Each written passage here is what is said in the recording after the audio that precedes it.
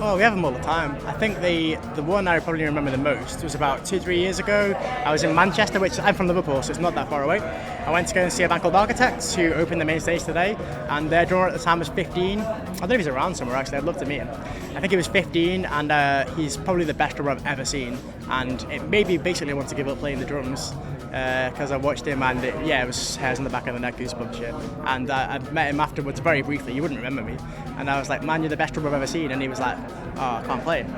He was like, I'm rubbish. And I was like, I'm just going to go and quit basically. But that was one of those moments. And also, I think yesterday when I stood on the side of the stage when Metallica played, and that was one of those moments as well. Yeah.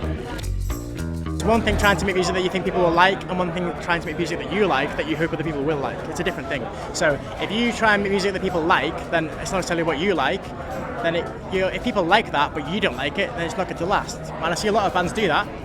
They try and make music that people like just to be popular, but then they hate playing it. And I've seen a few bands do that. I wouldn't mention any of them.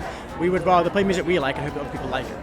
And the way that it's intended is, I think, the way that we'll always try and do it. We're not going to try and dumb ourselves down for anybody. We just play what we like, and if other people like that, ace. And then they don't, we don't really care. We'll just carry on doing it until the point we'll just carry on touring until people do eventually like it and have no choice.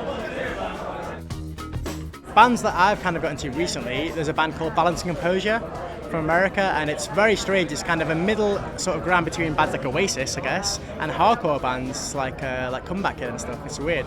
There's Balance Composure, HPRocks. I'd never really been hugely into before. Their new record is incredible. The new Set Your Goals album is great, and I've not really been massively into them before. We met them a few times, and they played us their new record, and that was awesome. And then I guess a few heavier bands like While She Sleeps, who played today.